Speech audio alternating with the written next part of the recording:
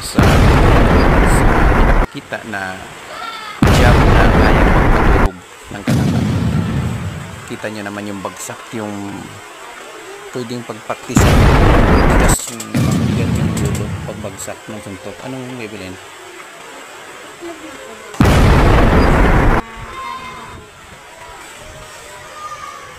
Ito yung jab na kayang magpatulog. Kaya ito naman, straight naman tayo sa isang bagsak ng straight na guys na suntok. Kung gaano kalakas yan yung dalaw kasama.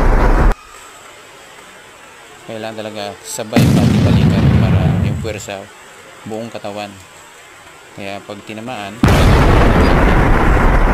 sabog talaga. Buong puwersa ng katawan ang dadalhin yan pag tumama yan.